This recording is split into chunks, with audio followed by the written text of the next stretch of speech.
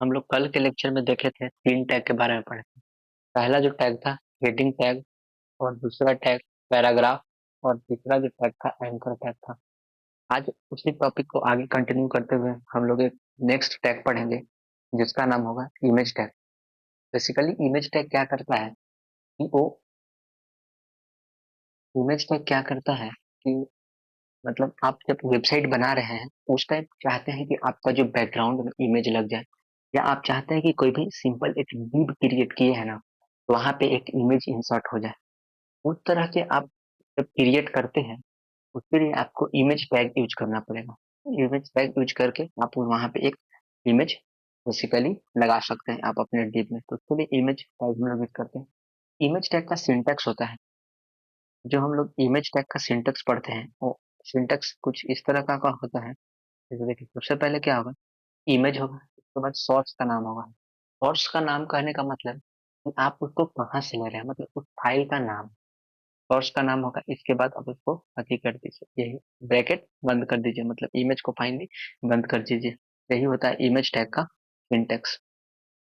इस सिंटेक्स को फॉलो करके आप क्या कर सकते हैं कि किसी भी डिव के अंदर या किसी भी वेबसाइट के बैकग्राउंड में आप क्या कर सकते हैं कि उस इमेज को सेट कर सकते हैं by using the image tag. तो चलिए अब इसको हम लोग विजुअल स्टूडियो कोड में देखते हैं कि ये कैसे वर्क करता है। उससे पहले एक चीज, एक टैग और देख लेते हैं। जो नेक्स्ट टैग हम लोगों को पढ़ना है, बी आर टैग। कल के लेक्चर में भी हम लोग बी आर टैग का कुछ कुछ डिस्कशन किए थे कि बी आर टैग कैसे हम लोग यूज करते हैं।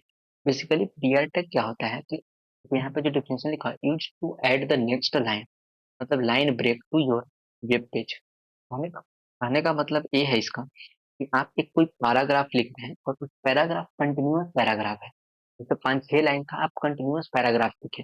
लेकिन अगर आप चाह रहे हैं कि वो 5-6 लाइन का जो कंटिन्यूअस पैराग्राफ है वो 2 लाइन या 3 लाइन में आ जाए, उसके लिए क्या कीजिएगा कि आप बी आर टैग का यूज कीजिएगा, जैसे उसको ब्रेक कर देगा। और कल हम लोग ये भी देखे थे कि मतलब एक छोटा सा पॉइंट लिखा हुआ था कि most of the H T M L tag के पास जो होता है ना, मतलब क्लोजिंग और ओपनिंग टैग होता है।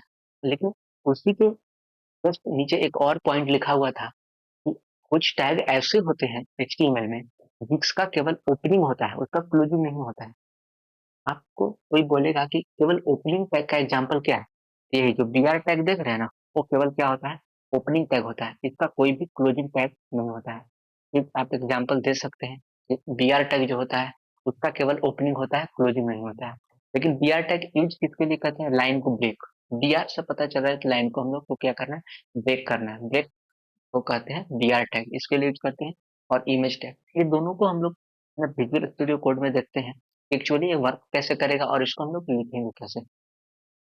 उसके लिए सबसे पहले हम लोग विजुअल स्टूडियो कोड को ओपन करते हैं। ओपन करने के बाद क्या करते हैं, एक नया फोल्डर बनाते हैं हम। ओपन फोल्डर में जाकर एक नया फोल्डर बनाते हैं। नया फोल्डर क्या बनाते हैं, टैग के नाम से बना लेते हैं, क्योंकि हम लोग टैग पढ़ रहे हैं। नया फोल्डर बनाते हैं हम लोग टैग। टैग बना लिया, इस फोल्डर को हम लोग सिलेक्ट करके ओपन करते हैं। और इस फोल्डर के अंदर एक हम लोग सब फोल्डर बनाते हैं। जैसे देखिए, आपको यहाँ 2 बॉक्सेस दिख रहा होगा। जब विजुअल स्टूडियो कोड आप ओपन कीजिएगा तो यहाँ पे तो आपको 2 बॉक्सेस दिखेगा। पहला बॉक्स जो होता है वो सब फोल्डर के लिए होता है, दूसरा जो बॉक्सेस होता है वो किसके लिए होता है, फोल्डर के लिए होता है। अब क्या कीजिए कि ये पहले बॉक्स पे, क्योंकि आपको फोल्डर बना लिए टैग के नाम से, अब इसके अंदर सब फोल्डर बनाना है, तो सब फोल्डर बनाने के लिए क्या करेंगे, हम लोग फर्स्ट बॉक्स को सिलेक्ट करेंगे और यहाँ क्या बनाएंगे हम लोग, index dot H T M L के नाम से हम लोग एक सब फोल्डर बनाते हैं, index dot H T M L. अब इसमें हम लोग क्या करेंगे, बेसिक सा कोडिंग लिखेंगे एच टी एम एल को।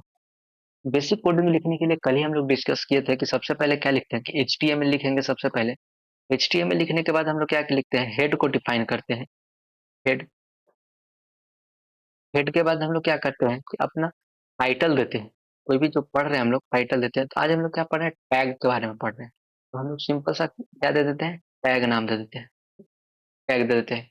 अब क्या होता है, टैग देने के बाद हम लोग यहाँ पे हेड को बंद कर देते हैं। हेड को बंद करने के बाद क्या करते हैं, हम लोग बॉडी को ओपन करते हैं। और बॉडी जो टैग है ना, उसमें हम लोग सारा टैग यूज करेंगे।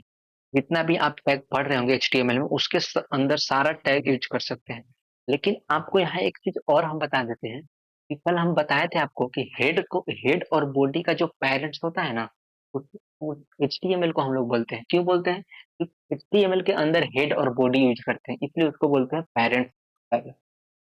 हेड और बॉडी क्या हुआ? वो HTML का चाइल्ड हुआ, चाइल्ड टैग इसको बोल सकते हैं। तो हम लोग क्या करते हैं कि सबसे पहले इमेज इंसर्ट करना है ना, हम लोग कोई इमेज इंसर्ट करते हैं। तो इमेज इंसर्ट करने के लिए क्या करेंगे कि हम लोग सबसे पहले कोई इमेज डाउनलोड करेंगे। इमेज डाउनलोड करने के लिए क्या करेंगे?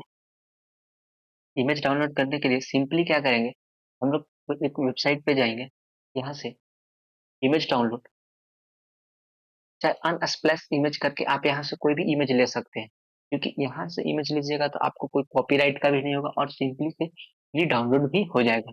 मान लीजिए कि हम लोग कोई भी यहाँ पे एक इमेज उठा लेते हैं, इस इमेज को उठाइए, इस पे राइट क्लिक कीजिए और यहाँ पे एक सेव इमेज एज करके आएगा, आप यहाँ पे क्लिक कीजिएगा तो देखिए इमेज डायरेक्ट सेव हो जाएगा।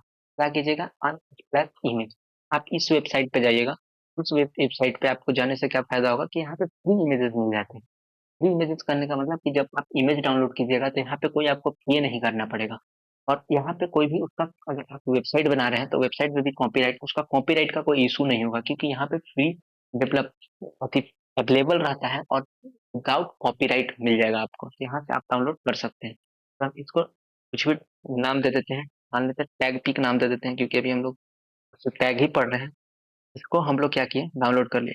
अब इसको डाउनलोड कर लिए, इसको डाउनलोड करने के बाद क्या करेंगे, फाइल्स में जाकर हम लोग इस फोल्डर में लाएंगे, अपने फाइल में जाएंगे और फाइल में जाने के बाद जहाँ पे हम लोग इसको डाउनलोड किए थे, जैसे इसको जहाँ पे हम लोग डाउनलोड किए हैं वहां से इसको क्या करेंगे, जैसे टैग पिक है तो यहाँ से इसको क्या करेंगे, कॉपी आप कर सकते हैं, लेकिन आप मूव करके भी ले जा सकते हैं। इसको कौन सा फाइल में ले जाना है हमको, तो इसको हम लोग क्या करेंगे कि सीधा यहाँ से हम लोग कॉपी करेंगे,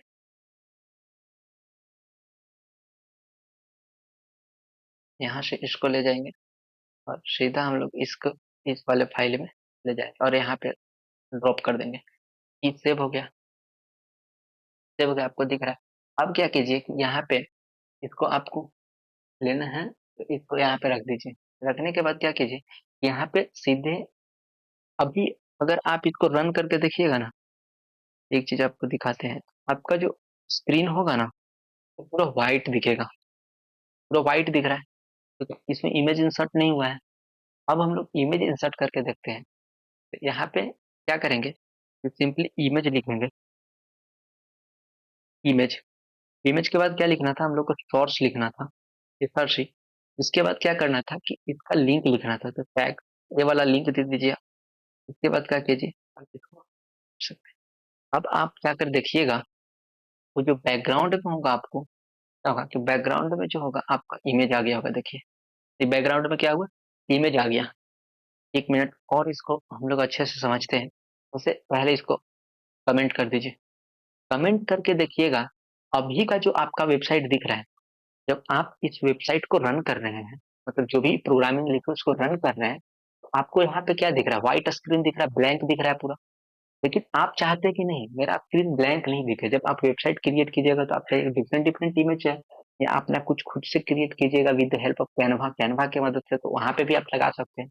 उस इमेज को बेसिकली हम लोग कैसे इंसर्ट करेंगे, उसको इंसर्ट करने के लिए क्या होगा कि ये जो सिंटेक्स है यहाँ पे अनकमेंट करते हैं और अनकमेंट करके देखते हैं कि सिंटेक्स क्या है। सबसे पहले क्या होगा, वहां जो बताया था पीडीएफ में सेम सिंटेक्स यूज करेंगे। सबसे पहले इमेज लिखेंगे, इमेज के बाद सोर्स लिखेंगे, और सोर्स ये जो आप देख रहे हैं रिलेटिव, इसको बोलते हैं हम लोग रिलेटिव यूआरएल बोलते हैं, मतलब ये रिलेटिव यूआरएल है, इसको आप यहाँ डालिएगा। डालने के बाद ये आपका इमेज क्या होगा, पूरे बॉडी में इंसर्ट हो गया होगा। तो जाकर, क्योंकि हम बॉडी के अंदर यूज किए हैं इमेज टैग को, ये देखिएगा पूरा बॉडी में यूज हो गया। ये आपको ब्लैक जो पीछे पूरा ब्लैंक दिख रहा था, अब वो स्क्रीन ब्लैंक नहीं दिख रहा है। क्या दिख रहा है, पीछे पिक्चर दिख रहा है। अब क्या कर सकते हैं कि ये तो पूरा ब्लर दिख रहा है, आप अब इसको छोटे छोटे डिब के अंदर भी आप डाल सकते हैं। जैसे क्या करते हैं कि हम सिंपली यहाँ पे एक को अभी हम हटा देते हैं, इसको हटाते हैं और हटाने के बाद क्या करते हैं कि हम लोग यहाँ पे एक डिव क्रिएट करते हैं ना, यहाँ पे हम लोग एक डिव क्रिएट करते हैं, एक डिव क्रिएट किए, डिव क्रिएट कर लिए। अब इस डिव के अंदर हम लोग इमेज को यूज करते हैं। देखिए आपको पूरे स्क्रीन में नहीं दिखेगा, एक इस div के अंदर हम लोग क्या करते हैं, इमेज क्रिएट करते हैं, रिसर्च। इसके बाद हम लोग डालेंगे क्या, अपना नाम फाइल का। अब इसको देखिएगा, अब क्या करेगा, ये पूरे आपको div पूरे स्क्रीन पे नहीं, केवल एक बॉक्सेस में दिखेगा, और वो बॉक्सेस पूरा ऐसे, एक div, हाँ, div इसलिए ले रहा है क्योंकि हम लोग बॉडी के अंदर इस div को क्या किए हैं कि हम लोग कोई डायमेंशनिंग नहीं किए हैं। जब इस div को हम लोग डायमेंशनिंग करेंगे तब हम लोग को पता चलेगा कि हम लोग कैसे, ये डायमेंशनिंग यहाँ का काम नहीं है, बेसिकली सीएसएस का पार्ट है। तो हम लोग सीएसएस में देखेंगे कि किसी भी div को कैसे डायमेंशनिंग करते हैं, और ठीक है, मतलब किसी भी div को कैसे डायमेंशनिंग, अगर फिलहाल के लिए हम एक थोड़ा सा बता देते हैं कि कैसे डायमेंशनिंग किया जाता है। उसके लिए हम लोग क्या करेंगे कि एक CSS फाइल बनाएंगे, style.css, style.css फाइल बनाएंगे। फाइल बनाने के बाद क्या करेंगे, इस HTML वालों को लिंक करेंगे। अगर नेक्स्ट वीडियो में आप जाकर देख सकते हैं कि how to link HTML folder to file to CSS folder, तो आप वहां देखिएगा तो पूरा वीडियो उसमें बनाया हुआ है और आप इजिली लिंक कर सकते हैं। तो हम आपको लिंक करके बता देते हैं, यहाँ पे लिंक कीजिएगा। हम लोग क्या लिखेंगे, सिंपली लिंक। लिंक लिखने के बाद हम लोग रिलेशन डालेंगे। रिलेशन डालने के बाद क्या करेंगे, स्टाइल शीट डालेंगे। स्टाइल शीट डालने के बाद हम लोग एक href टैग, जो आप लोग को एंकर पढ़ाए थे, क्योंकि वो एंकर क्या यूज करता है, लिंक करने का ही बेसिकली काम करता है। अब हम लोग ये अपना style dot C S S, अब क्या होगा, ये हमारा बेसिकली क्या होगा, सीएसएस का जो पेज था वो लिंक हो गया। अब हम लोग सीएसएस में सिंपली क्या करेंगे, div को कॉल करेंगे। div को कॉल करके और इसका कुछ हम लोग हाइट और विड्थ दे देते हैं। हाइट मान लीजिए कि हम लोग 100 पिक्सल दे देते हैं, और इसका विड्थ से जो दे देते हैं वो भी 100 पिक्सल दे देते हैं। और क्या करते हैं कि इसका कुछ हम लोग बॉर्डर फिक्स कर देते हैं ना, इसका जो बॉर्डर होगा वो 2 पिक्सल होगा। और इसका जो बॉर्डर स्टाइल हम लोग रख देते हैं वो सॉलिड रख देते हैं। और इसका जो बॉर्डर कलर रख देते हैं हम लोग क्या रख देते हैं, ब्लैक। अब देखिएगा, वो जो आपको इमेज दिखेगा शायद वो एक बॉक्स के अंदर दिखे। देखिए यहाँ पे दिख रहा है, ये बॉक्स है।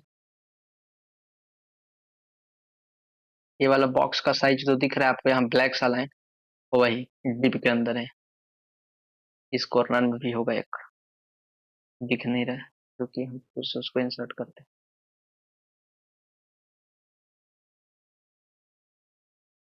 तो डिप क्रिएट हुआ, डिप के अंदर बॉक्स दिख रहा है आपको, उसी में एक इमेज दिखेगा।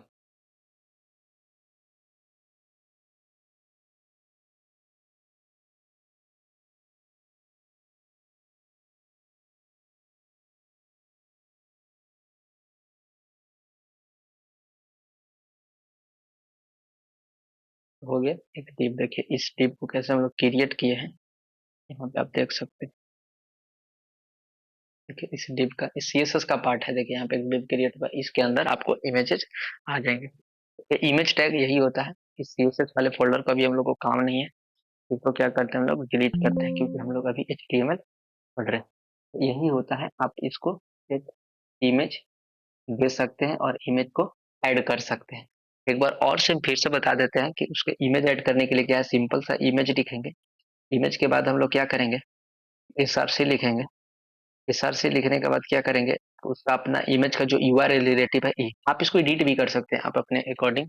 लेकिन हम अगर टी लिखते हैं तो बाय डिफॉल्ट आ जाता है, तो उससे कोई दिक्कत नहीं है। आप अगर बड़ा है तो आप उसको एडिट करके अपने बना सकते हैं। और इसको एडिट कीजिएगा तो पूरे बॉडी में क्या होगा, तो पूरे बॉडी में आ गया होगा। देखिए पूरे बॉडी के अंदर आगे आपको इस फिगर को देख सकते हैं।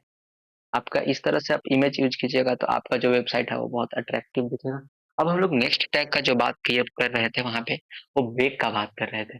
ब्रेक टैग क्या करता है बेसिकली कि आप बहुत सारा कंटिन्यूअस पैराग्राफ लिख देते हैं, उस पैराग्राफ को, लाइन को ब्रेक करता है। इसलिए हम लोग उसको समझते हैं। तो उसके लिए पहले क्या करेंगे, हम लोग एक पैराग्राफ टैग कल हम पढ़े हैं, पैराग्राफ टैग को यूज करेंगे। और हम आपको बताया भी था कि पैराग्राफ टैग के अंदर आपको सिंपली बहुत सारा पैराग्राफ लिखना है। एक अंडरस्टैंडिंग के लिए आप क्या कर सकते हैं, उसके लिए विजुअल स्टूडियो कोड में सीधे हम लोग लिखेंगे लोरेम, लोरेम इंटू 5। लोरेम इंटू 5 करने से by default visual studio code क्या करता है, तो हमको बहुत सारा अधिक पैराग्राफ लिख कर दे देता है। जैसे यहाँ पे लिख कर दे दिया, तो क्या करेंगे कि इस पैराग्राफ को हम लोग चाहते हैं कि एक लाइन में दिखे। तो इस पैराग्राफ को सिलेक्ट करेंगे, सिलेक्ट करने के बाद क्या करेंगे, सेटिंग में जाएंगे। सेटिंग में जाने के बाद हम लोग कमांड पैलेट में जाएंगे। कमांड पैलेट में अगर आपको ये वाला ऑप्शन दिख रहा होगा, टॉगल वर्ड रैप, इस पे सीधे क्लिक कीजिएगा। अगर आपको नहीं दिख रहा होगा तो इसको शॉर्टकट यूज कर सकते हैं, अल्ट प्लस जेड। आपको अल्ट प्लस जेड नहीं पता है शॉर्टकट, आप इसको सीधा यहाँ सर्च बार में सर्च कर सकते हैं, टॉगल वर्ड रैप। आप इसको पे क्लिक कीजिएगा तो मिल जाएगा, और वो क्या होगा कि आपको देखने में मतलब आसानी होगा, एक लाइन में दिखेगा। दिख रहा है? आप देखिए कि कंटिन्यूअस पैराग्राफ है? आप कुछ चाहते हैं कि नहीं मेरा ऐसे नहीं दिखे, जैसे यहाँ ऑडियो तक जो है वो एक लाइन में दिखे और जीरो है वो नीचे दिखे, तो हम लोग सिंपल क्या करेंगे कि यहाँ पे एक बी आर टैग यूज कर लेंगे। पहले हम प्रिंट करके दिखा देते हैं। जैसे देखिए इसको प्रिंट कीजिएगा, तो प्रिंट करने के बाद ही आपको कुछ ऐसा वेबसाइट दिखेगा।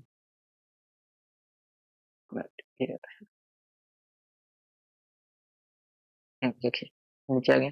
ये क्या दिख रहा है, ऐसा दिख रहा है, लोरेम इंस्पिरिम। आप कहाँ तक दिख रहे हैं, यहाँ तक। आप चाह रहे हैं कि जो वेलिड ऑप्लिट है इसको नेक्स्ट लाइन से यहाँ से दिखे हमको। आप क्या चाहिए, सीधे यहाँ पे जाइए कोडिंग में, और खोजिए वो वाले चीज को, कहाँ पे है? यहाँ पे है वेलिड। आप यहाँ पे क्या कीजिए, यहाँ पे ब्रेक यूज कर लीजिए। जब वहाँ पे ब्रेक यूज कीजिएगा और अब इसको प्रिंट करके देखिएगा, आप जो वहाँ एक लाइन में उसको देख रहे थे वो क्या होगा, आप उसको नेक्स्ट लाइन में आ जाके देखिए, यहाँ से शुरू रेटो के बाद क्या हुआ, वेलिड जो है वो नेक्स्ट लाइन में प्रिंट हो गया। यही बेसिकली क्या करता है, ब्रेक बेसिकली क्या करता है कि वो लाइन के कंटिन्यूअस को ब्रेक कर देता है, मतलब ब्रेक डाउन कर देता है। उसके लिए हम लोग ब्रेक टैग यूज करते हैं। अब नेक्स्ट टैग जो हम लोग डिस्कस करेंगे वो होगा बोल्ड, इटालिक, अंडरलाइन टैग। यहाँ तीन टैग है। तो पहला है बोल्ड। तो सबसे पहला टैग हम लोग डिस्कस करेंगे वो है हम लोग का बोल्ड, फिर है अंडरलाइन, और फिर है, एक मिनट इसमें कुछ गलत हो गया। सबसे पहले है बोल्ड, बोल्ड के बाद होगा इटालिक, और इटालिक के बाद होगा अंडरलाइन। इसमें हम लोग तीन टैग को बेसिकली पढ़ते हैं। तीन टैग है क्या, तीनों में डिफरेंस क्या है। जो आप हेडिंग लिखे थे ना, हम बोले थे कि हेडिंग आप बोल्ड से भी लिख सकते हैं, वही है बेसिकली। क्या करता है बोल्ड, किसी भी लेटर को, एक स्टाइल है एक, मतलब आप जो टेक्स्ट लिखे हुए हैं, आप जो एलिमेंट वहां कंटेंट लिखे हुए हैं, कंटेंट को आप बोल्ड कर सकते हैं। कुछ कुछ ऐसा चीज पैराग्राफ में जब लिख रहे हैं उस टाइम चाहते हैं आपकी वो चीज जो इम्पोर्टेंट हो वो आपको बोल्ड होकर दिखे, या फिर अंडरलाइन होकर दिखे, या फिर कुछ दूसरे लैंग्वेज में दिखे, दूसरे स्टाइल में, टेक्स्ट स्टाइल, ताकि उसको देखते ही पता चल जाए कि नहीं ये चीज कुछ इंपॉर्टेंट है। उसके लिए वो सारे टैग को हम लोग यूज करते हैं। सबसे पहले बोल्ड यूज करेंगे, फिर इटालिक यूज करेंगे, फिर हम लोग अंडरलाइन यूज करेंगे। बोल्ड को यूज करने का जो तरीका होता है, जैसे इसको सिंपल एक डिफिनेशन हम लोग लिख लिख सकते हैं, use to highlight the text in your page. वही है, मतलब इंपॉर्टेंट चीज को आप क्या कर रहे हैं, हाईलाइट कर रहे हैं। तो हाईलाइट करने के लिए किससे यूज कर सकते हैं, बोल्ड से कर सकते हैं, इटैलिक से कर सकते हैं, और अंडरलाइन टैग से यूज कर सकते हैं। तो बोल्ड को जो लिखने का सिंटेक्स है वो इस पहले सिंटेक्स को देखिए। सबसे पहले हम लोग बी लिखेंगे, बी को ओपनिंग करेंगे और इसके अंदर कोई भी कंटेंट लिखेंगे। ये जो आप बोल्ड दिख रहे हैं ना, ये जो आपको बोल्ड दिख रहा है, ये बेसिकली क्या है, एक कंटेंट एरिया है। ये बेसिकली जो है वो कंटेंट एरिया है। यहाँ पे आप कंटेंट लिख सकते हैं। ये इटालिक जो आप देख रहे हैं ये भी सेम चीज कंटेंट एरिया है। यहाँ पे भी आप कंटेंट लिख रहे हैं। ये अंडरलाइन आप देख रहे हैं, यहाँ पे भी आप क्या कर सकते हैं, कंटेंट लिख सकते हैं। ये कंटेंट लिखिएगा तो बी के अंदर जब आप कंटेंट लिखिएगा ना, तो कोई भी कंटेंट क्या होगा, बोल्ड हो जाएगा।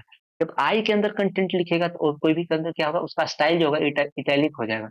अगर आप अंडरलाइन के अंदर कोई भी कंटेंट लिखते हैं तो उसके नीचे क्या आएगा, उसके नीचे एक लाइन आ जाएगा। जो कंटेंट होगा उस कंटेंट के नीचे एक लाइन आ जाएगा।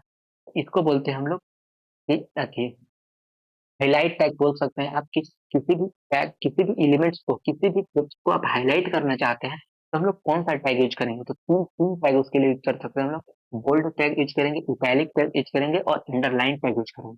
तो चलिए इस टैग को एक एक करके हम लोग यूज करके देखते हैं कि कैसे यूज करेंगे। तो सबसे पहले हम चाहते हैं कि जो आपको दिख रहा है, इलाइट जो दिख रहा है आपको, इलाइट, ये हमको बोल्ड दिखे।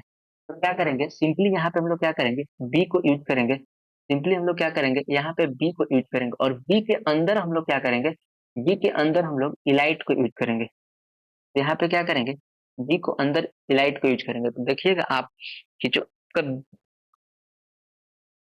इलाइट, जो यहाँ पे टेक्स्ट लिखा हुआ है, ये टेक्स्ट इलाइट लिखा हुआ है, प्रिंट करने के बाद ये वाला टेक्स्ट जो होगा वो क्या होगा, वो बोल्ड हो जाएगा। अच्छा ब्रेक यूज कर दो। अब इसको हम लोग क्या करते हैं कि रन करके देखते हैं प्रोग्राम को। रन करने के बाद जो आप इलाइट को देखिएगा, इलाइट आपको क्या दिखेगा, वो बोल्ड दिखेगा। देखिए यहाँ पे ये जो दिख रहा है सब, जितने भी आप टेक्स्ट लिखे हैं ना, उस टेक्स्ट के अंदर क्या दिख रहा है, इलाइट एक अलग सा दिख रहा है, अलग सा दिख रहा है। यही अलग हाईलाइट करने के लिए हम लोग क्या करते हैं कि बोल्ड को यूज करते हैं। यहाँ पे डिफरेंट दिख रहा है। अब हम लोग क्या करते हैं कि इटैलिक को यूज करते हैं। अब जो आप यहाँ पे देख रहे हैं रेम लिखा हुआ है, रेम, रेम, इस रेम को चाहते हैं कि आप दूसरे स्टाइल में देखें, तो यहाँ पे क्या कीजिएगा, टैग के अंदर हम लोग आई यूज कर लेंगे, इटैलिक कर रहे हैं इसको।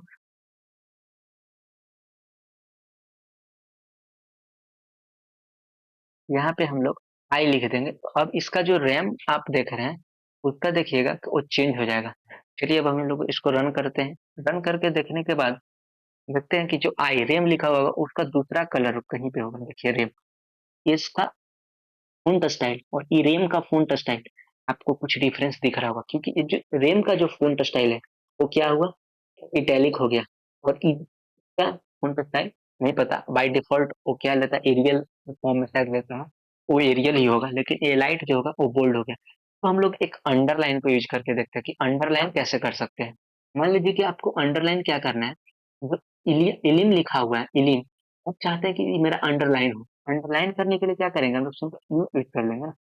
यू यूज करेंगे, ये क्या होगा, मेरा जो टेक्स्ट लिखा हुआ है उसके अंदर इलिम जो टेक्स्ट लिखा हुआ है वो क्या होगा, अंडरलाइन हो जाएगा। अब हम लोग इसको रन करके देखते हैं कि नेक्स्ट जो आप इलिम होगा वो क्या होगा, अंडरलाइन हो गया। देखिए यहाँ पे इलिम क्या हुआ, अंडरलाइन हुआ। तो क्या किया, बेसिकली हम लोग इस टेक्स्ट को हाईलाइट कर दिए। जैसे बोल्ड यूज किए तो इलिट बना, जब हम लोग इरियम, जब हम लोग इटैलिक यूज किए तो इस रेम को भी है, और जब हम लोग अंडरलाइन यूज किए तो इसके नीचे क्या आ गया, टेक्स्ट के नीचे लाइन आ गया। तो यही बेसिकली हम लोग यूज कर सकते हैं टेक्स्ट को अपना हाईलाइट करने के लिए। अब हम लोग नेक्स्ट टैग देखते हैं। नेक्स्ट टैग मेरा क्या है, नेक्स्ट टैग जो पढ़ेंगे हम लोग बिग और स्मॉल टैग पढ़ेंगे। बिग और स्मॉल टैग कहने का मतलब, अगर आपका जो भी टेक्स्ट लिखा हुआ है वो टेक्स्ट आप क्या किए हैं, स्मॉल में लिख दिए हैं। आप चाहते हैं कि वो सारा टेक्स्ट जो हमको हो वो कैपिटल में दिखे, मतलब कैपिटल होकर दिखे, स्मॉल होकर दिखे।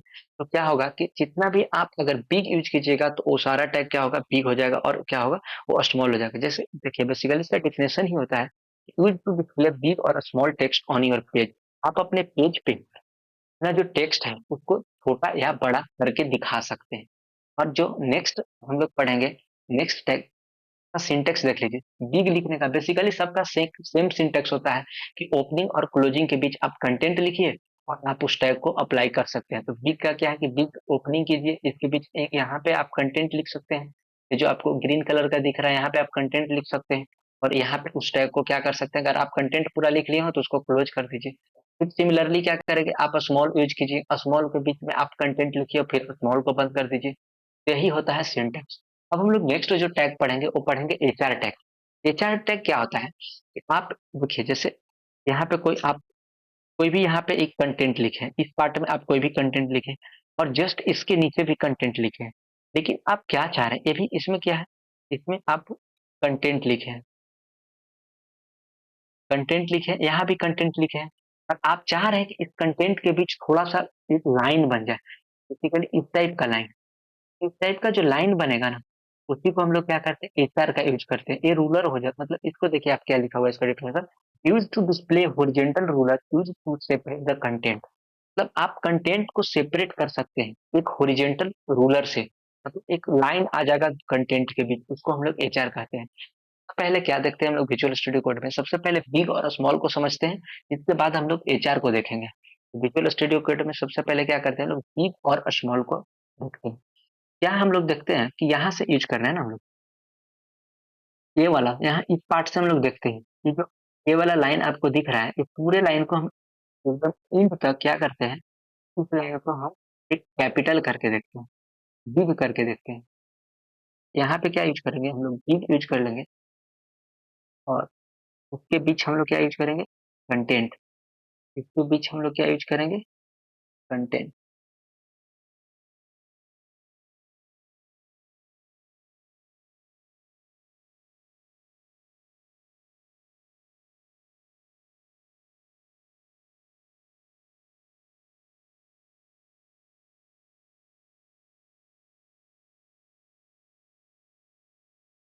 उसके बीच हम लोग कंटेंट यूज कीजिए। तो देखिए यहाँ से आपको दिखेगा कि वो सारा कंटेंट जो होगा वो देखिए यहाँ पे क्या हुआ, बड़ा हो गया।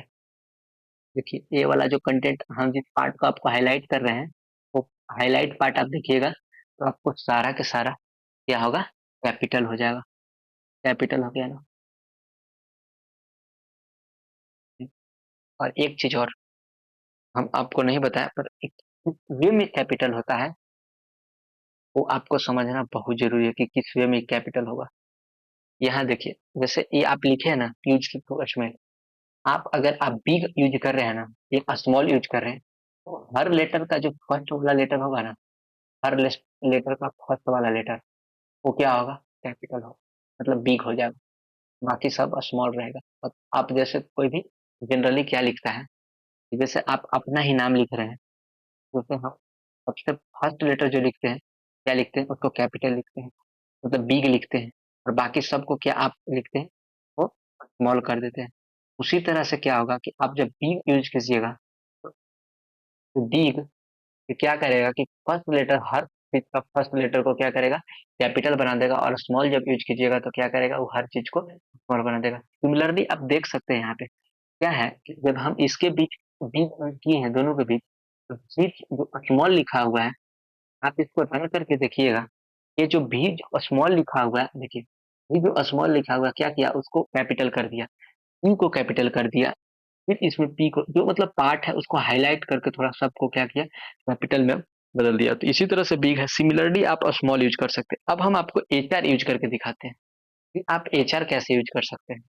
जैसे देखिए यहाँ पे आप चाहते हैं कि ये जो यहाँ आर्किटेक्टो लिखा हुआ है ना, इसके बीच में और ये लिखा हुआ है, दोनों के बीच में क्या आ जाए, एक लाइन आ जाए। सिंपल यहाँ पे हम लोग क्या करेंगे कि एच आर को यूज कर देंगे। तो देखिएगा कि यहाँ पे एक लाइन क्रिएट हो गया होगा, दोनों के बीच एक सेपरेशन लाइन, देखिए ए वाला लाइन क्रिएट हो गया।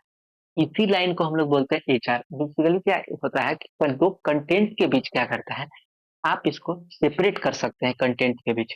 जैसे आप वेबसाइट जब बनाते हैं तो ये आपको जो ऊपर वाला, उसको आप ऊपर वाला जो अथी करते हैं, ये वाला पार्ट, जैसे आप एक वेबसाइट पे हम ले चलते हैं, जैसे अमेजन की वेबसाइट पे हम लोग चलते हैं, और अमेजन की वेबसाइट पे आप जाकर देखिएगा,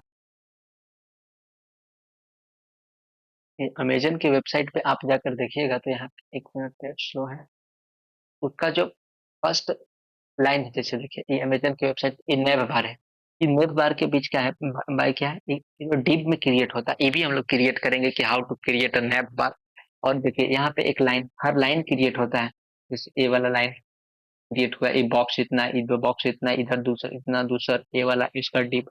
तो फॉर्मेट जो क्रिएट होता है क्या, यहाँ पे लाइन आया, गैप आया, लाइन आया, ये सब चीज आप क्या कर सकते हैं, कंटेंट को सेपरेट कर सकते हैं ताकि आपका वेबसाइट क्या हो, अट्रैक्टिव दिखेगा। तो बेसिकली उसके लिए हम लोग एचआर को यूज करते हैं। तो और एक बार फिर से हम आपको सारे टैग को रिवीजन करवा देते हैं आज का। सबसे पहले हम लोग क्या पढ़े थे, इमेज टैग। इमेज टैग क्यों पढ़े थे, क्योंकि हम लोग इमेज कैसे इंसर्ट करेंगे अपने पेज में, अपने पेज में इमेज को कैसे ऐड करेंगे, इसके लिए हम लोग इमेज टैग पढ़े थे। और इसका सिंटेक्स क्या पढ़े थे, इमेज, इमेज के बाद हम लोग शॉर्ट्स लिखेंगे, शॉर्ट्स लिखने के बाद उसका रेलिवेंट यूआर लिखेंगे, रेलिवेंट यूआर लिखने के बाद हम लोग उसको ब्रैकेट को बंद कर देंगे। इसको किस चीज में यूज करना चाहते हैं, टिल के अंदर, बॉडी के अंदर, आप जिस पार्ट में यूज करना चाहते हैं इमेज टैग को, आप वहां पे यूज कर सकते हैं। तो हम लोग नेक्स्ट जो टैग पढ़े थे वो बीआर टैग पढ़े थे। बेसिकली बीआर टैग क्यों पढ़े थे, क्योंकि वो लाइन को ब्रेक करता है। कंटिन्यूअस जो आप पैराग्राफ लिख देते हैं लंबा लंबा सा, और आपको याद नहीं रहता है कि उसको हमको नेक्स्ट लाइन में करना है, तो आप उसको नेक्स्ट लाइन में कैसे कर सकते हैं, तो वहां पे आप बीआर टैग यूज कर लीजिएगा। तो वो लाइन को क्या करेगा कि ब्रेक कर देगा, और आपको ऑलरेडी नेक्स्ट लाइन में चल जाएगा। अब हम लोग जो नेक्स्ट नेक्स्ट पढ़ेंगे, वो पढ़े थे कि किसी भी टेक्स्ट को हाईलाइट कैसे करेंगे। मान लीजिए कि कोई कोई आप जब पैराग्राफ, एक बहुत बड़ा पैराग्राफ आप लिख रहे हैं, तो वहां पे क्या होता है कि कुछ टेक्स्ट बहुत इंपॉर्टेंट होता है, जो कि अगर आपका कोई भी विजिटर आपके जब वेबसाइट पे विजिट करेगा, कोई भी यूजर जब आपको कोई भी वेबसाइट पे जाएगा और वो देखेगा, तो दिखना चाहिए कि इसमें क्या इंपॉर्टेंट है। उस पार्ट को जब आप हाईलाइट नहीं कीजिएगा, सारा के सारा पढ़ने के बाद उसको पता चलेगा। इसीलिए कुछ कुछ ऐसे डॉक्यूमेंटेशन किया जाता है अपने वेब पेज पे कि जाते व्यूअर जाते के साथ उसको दिख जाए कि नहीं यहाँ पे कुछ इंपॉर्टेंट है, तब उसको क्लिक कर। आप जो टेक्स्ट अगर हाईलाइट कीजिएगा ना, उस टेक्स्ट को आप क्लिकेबल भी बना सकते हैं। लिए टैग होता है, आप उसको क्लिकेबल भी बना सकते हैं। क्लिकेबल उसको बाद में देखेंगे। पहले यहाँ इतना जानिए कि उसको बोल्ड कैसे करेंगे, क्यों ज़रूरी होता है। इसका पीछे उसका रीज़न होता है कि कोई भी अगर आपको वेबसाइट पे गए तो वो जाते के साथ वापस ना आ जाए, क्योंकि उसको इंटरेस्टिंग दिखना चाहिए उस वेबसाइट में, तभी वहाँ पे रुकेगा, उसको पढ़ेगा, उसको विज़िट करेगा और उसके थ्रू कहीं आप दूसरा अगर वेबसाइट दिए हुए हैं तो उस पे जाएगा। तो लिए हम लोग क्या-क्या यूज़ करेंगे, बोल्ड यूज़ करेंगे, इटैलिक यूज़ करेंगे और अंडरलाइन यूज़ करेंगे। उसके बाद हम लोग नेक्स्ट टैग जो पढ़े थे, वो नेक्स्ट टैग पढ़े थे बिग और स्मॉल। बिग और स्मॉल क्या पढ़े थे, कोई भी कंटेंट अगर आप छोटा लिख दिए हो सब में, तो चाहते हैं कि एक प्रॉपर वे में दिखे, मतलब पहले कैपिटल जो फर्स्ट लेटर हो कैपिटल दिखे, फिर स्मॉल दिखे, तो उस तरह से आप बिग यूज़ कर सकते हैं। अगर आप सब कैपिटल में लिखती हो, आप चाहते हैं कि स्मॉल लिखना है, तो उसको स्मॉल यूज़ कर सकते हैं। उसके बाद हम लोग पढ़े थे एचआर। एचआर टैग क्या करता है, बेसिकली कंटेंट के बीच, दो कंटेंट के बीच एक लाइन प्रोवाइड कर देता है, एक रूलर प्रोवाइड कर देता है, ताकि आपको उससे सेपरेट हो जाए और एक अच्छा दिखे। तो हम लोग आज के लेक्चर में एचआर टैग तक ही पढ़ेंगे और नेक्स्ट लेक्चर में जो हम लोग डिस्कस करने वाले हैं, तो जैसे आप देखते होंगे कि H2O लिखा हुआ रहता है। H2O जब आप H2O लिखा हुआ रहता है तो H2O ऐसे लिखता है। आप अगर कीबोर्ड से प्रिंट कीजिएगा तो H2O आपको ऐसे दिखेगा। पर हमको H2O ऐसे नहीं, बुक में ऐसे H2O नहीं रहता। बुक में H2O क्या रहता है? बुक में H2O रहता है H के जस्ट एकदम नीचे O और O ऊपर उसके साथ रहता है। इस फॉर्मेट में रहता है। हम लोग देखेंगे कि इस फॉर्मेट में हम लोग कैसे लिखेंगे H2O को और किसी भी पावर को कैसे लिखेंगे। जैसे 2 के पावर 3 है, इसको कैसे देंगे? इस चीज़ को हम लोग अगले लेक्चर से सीखेंगे कि how to write the sub subscript और सुपरस्क्रिप्ट, इसके लिए टैग होता है। सबस्क्रिप्ट और सुपरस्क्रिप्ट हम लोग इसको यूज करेंगे, फिर प्री टैग को यूज करेंगे। प्री टैग में क्या होता है, जैसे आप पैराग्राफ में लिख रहे हैं तो आप कंटिन्यूअसली लिख रहे हैं, जैसे पैराग्राफ में आप लिख रहे हैं तो कंटिन्यूअसली लिख रहे हैं, उसमें गैप नहीं दे सकते हैं। एक्चुअली प्री टैग में होता है ना कि आप प्री टैग लिख लिए, उसके बाद अगर आप उसको गैप देते हैं तो वहां पे गैप हो जाएगा। जैसे उसके थ्रू आप रजिस्ट्रेशन फॉर्म क्रिएट कर सकते हैं प्री टैग को। यही सब बहुत और टैग है, सबस्क्रिप्ट, सुपरस्क्रिप्ट, प्री टैग, फिर हम लोग बहुत सारा टैग जानेंगे। रिवाइजिंग इमेज टैग, div कैसे क्रिएट करेंगे, स्पैन टैग कैसे करेंगे, और इस सब के यूज करके हम लोग एक प्रोजेक्ट करने वाले हैं नेक्स्ट लेक्चर में। इस लेक्चर को हम लोग यहीं पे समाप्त करते हैं। अगर आपको वीडियो अच्छा लगा हो तो वीडियो को लाइक करें, शेयर करें, सब्सक्राइब करें। Thank you.